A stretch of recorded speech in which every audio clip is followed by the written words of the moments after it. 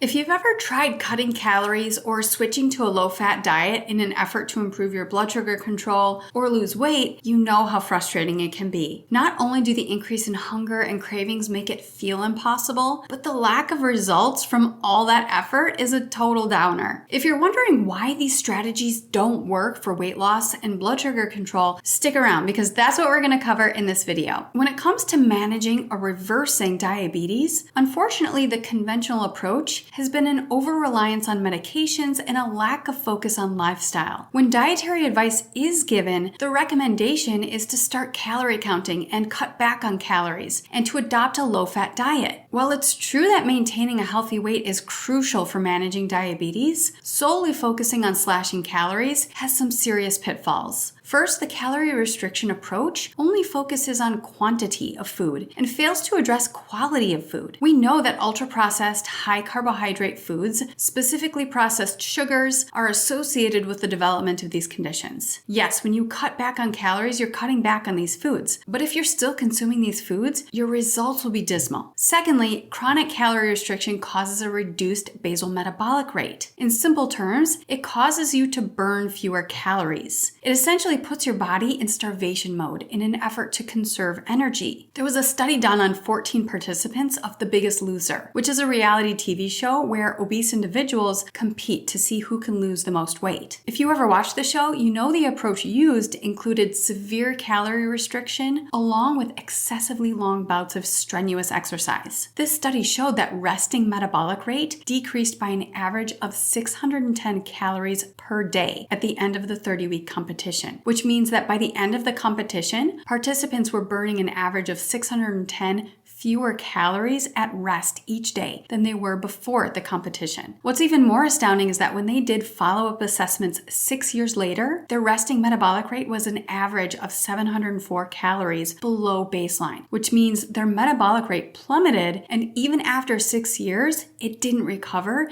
and even continued to decline. And most of them regained a significant amount of the weight that they had lost during the competition. Chronic calorie restriction also increases hunger, making success with this approach feel incredibly difficult. Then there's the low-fat diet debacle. How low-fat diets became mainstream dietary advice for diabetes and obesity is beyond me because it makes zero sense. If you consider that the most significant underlying factor in diabetes and obesity is hyperinsulinemia or high levels of insulin in the body, how on earth would you come to the conclusion that lowering fats is the best approach to fix this problem? Of the three macronutrients, fat, protein, and carbohydrates, eating fats causes the least amount of insulin release. Eating protein results in small amounts of insulin release. Eating carbohydrates causes the most significant amounts of insulin to be released. And the more refined or processed the carbohydrates are, the more insulin is required to manage the high levels of glucose from those refined carbs. Ultimately, fats cause the lowest levels of glucose and insulin in the body. So it's no surprise at all that eating a low-fat diet would do very little to improve blood glucose control, diabetes, or obesity. Very often when fats are removed from foods, making them low-fat versions of that food, like low-fat yogurt for example, it just increases the relative amount of carbohydrates in that food. You've heard me say over and over again that fats, protein, and fiber are the keys to stable blood sugar levels. When foods that contain carbohydrates also contain healthy fats, it delays gastric emptying, which helps create a lower and slower blood sugar rise in response to the carbs in that food. So when you remove the fat from that equation, you're taking away a very important blood sugar stabilizing macronutrient, and you're more likely to see blood sugar spikes as a result. When it comes to packaged foods, many low-fat products on the market are loaded with hidden sugars and refined carbohydrates to compensate for the lack of flavor that results from removing the fats. And guess what? These added sugars wreak havoc on your blood sugar levels and are the reason for elevated glucose